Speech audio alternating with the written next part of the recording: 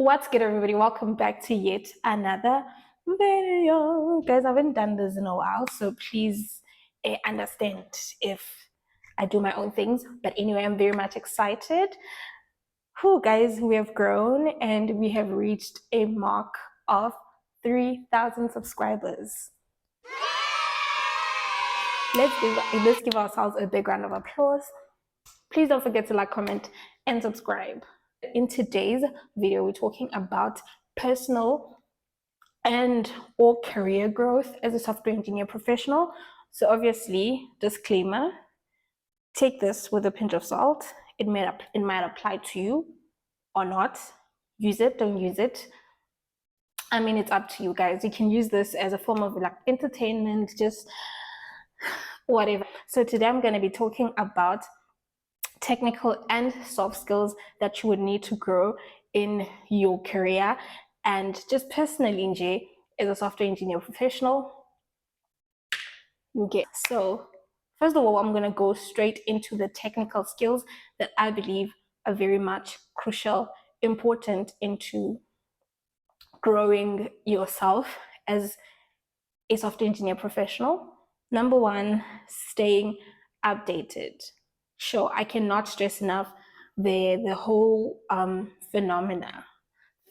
You guys, Sindvela with English names. I've been reading a lot, but anyway, yes.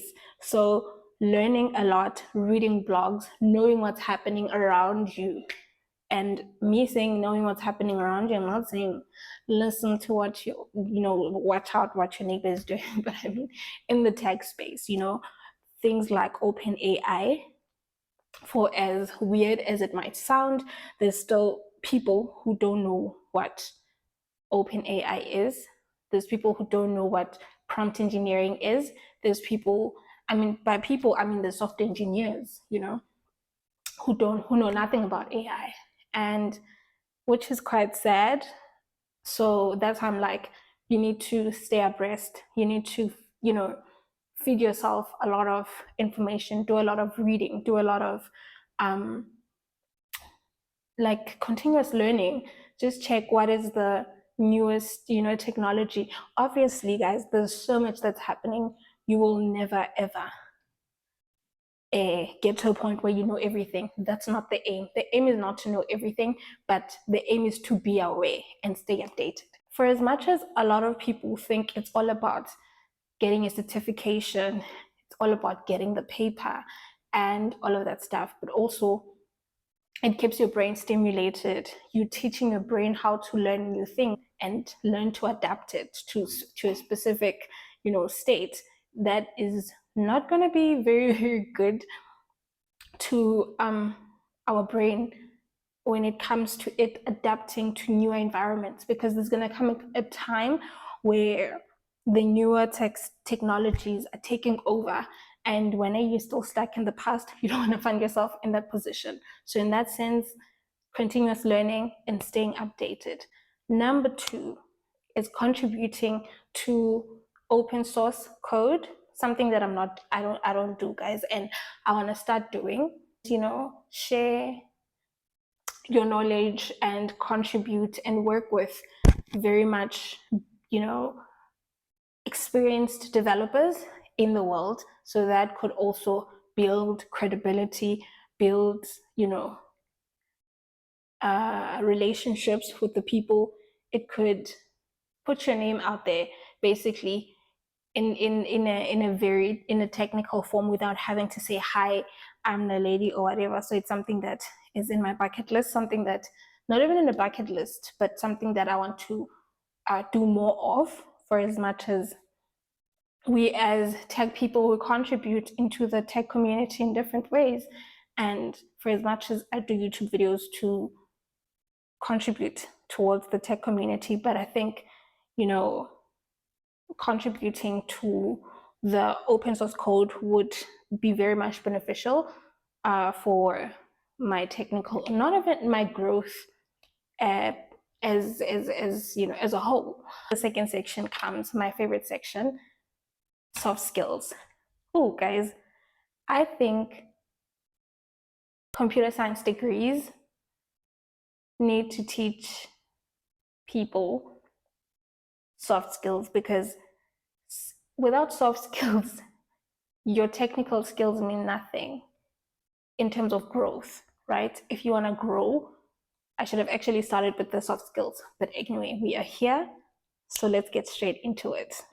In terms of the soft skills that I feel you would require, or that I've started to learn that are important as a software engineer professional, gone are the days where being a software engineer is sitting in the dark corner and coding your life away, nobody, not wanting to interact with people.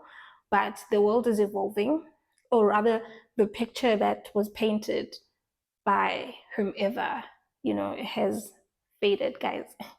This is the time where you come out of the shell, because trust me, when you're that person who sits alone and do their own thing in the corner, it's not going to do much justice, for you and your career.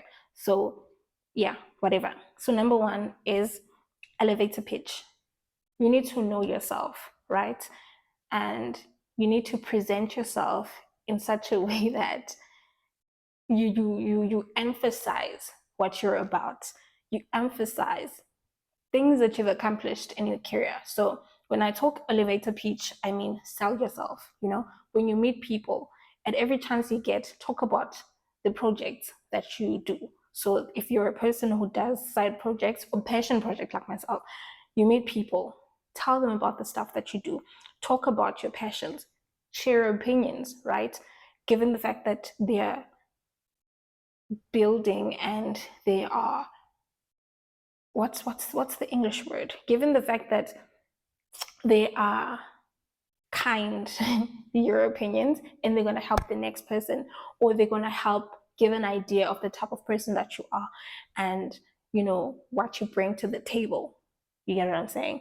That is very much important, because I think a lot of us like to work and hope that our work will speak for us. Trust me, your work will not speak for yourself. You need to say something. I've gotten to a point where I talk about study subspace wherever I am, wherever I go.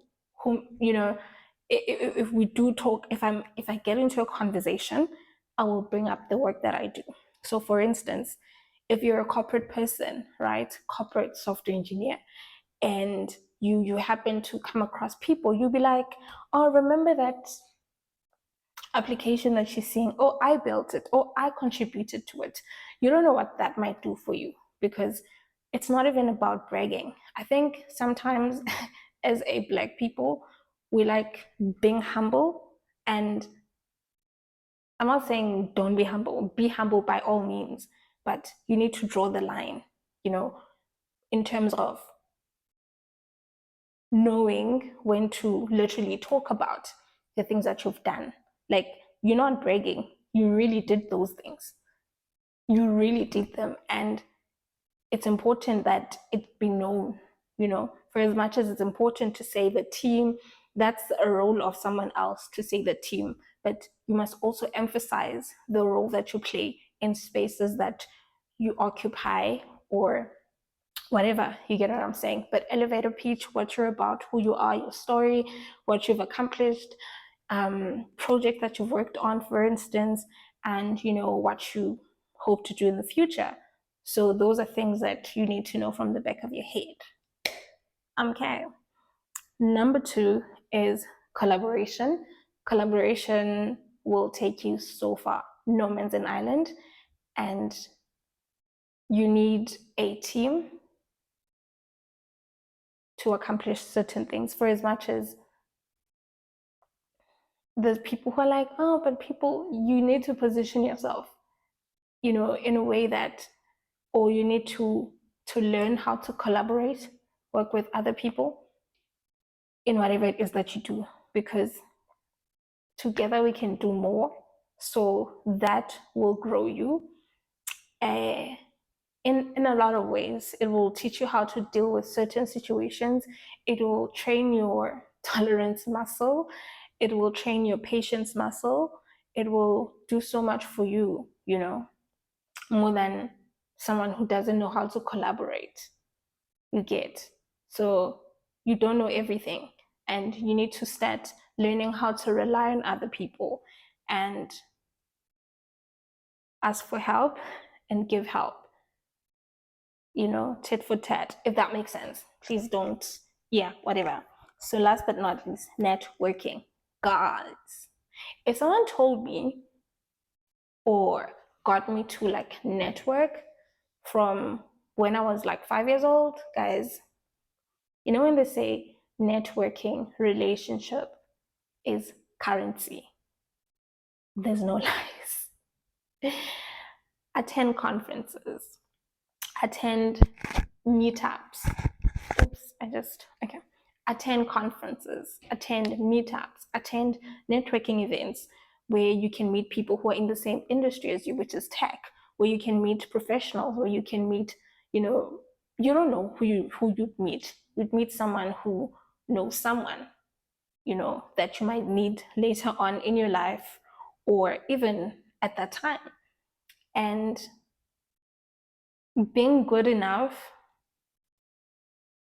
at what you do is not going to replace you knowing people and having relationships.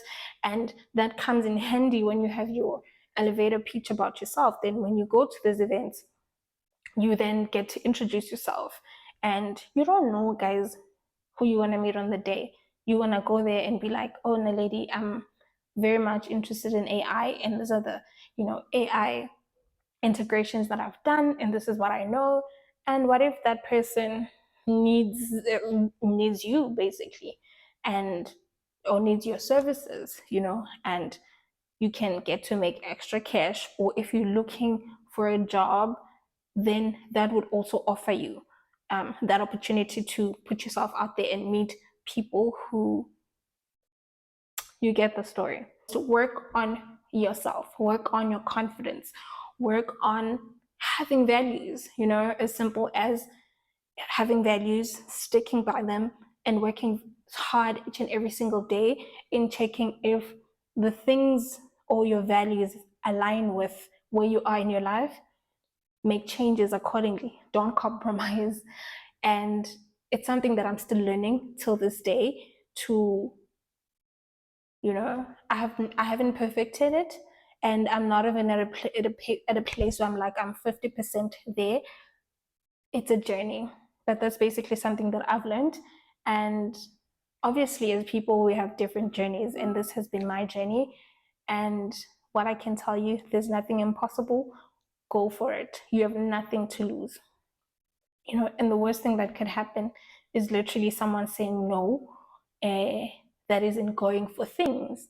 And the worst thing that could happen is you getting a rejection, which is not the worst thing, best believe.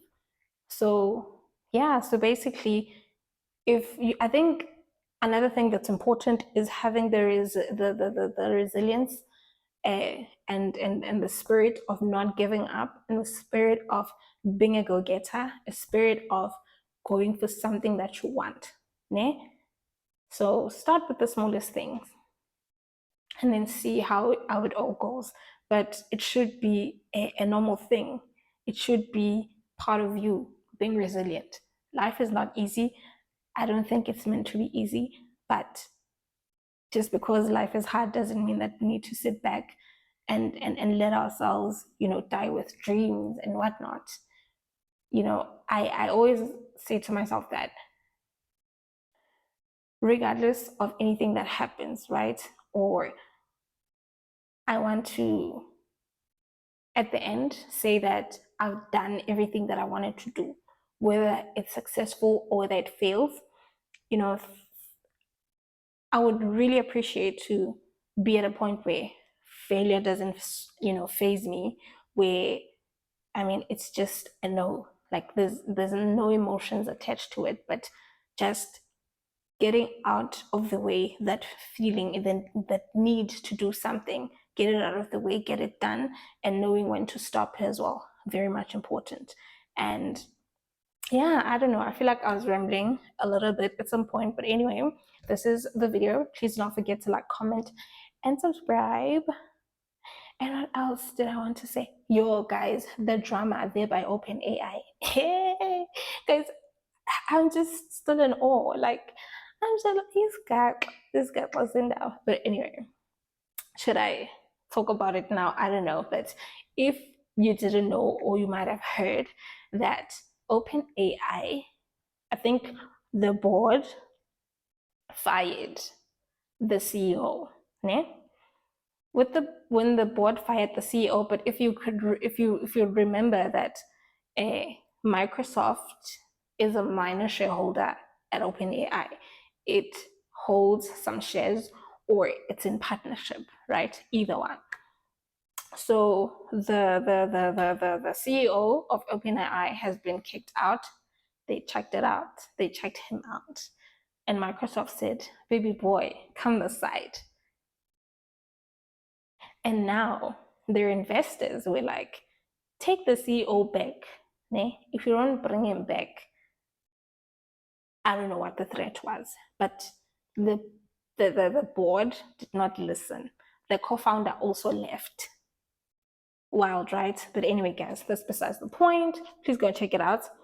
Thank you so much, guys, for watching, and bye.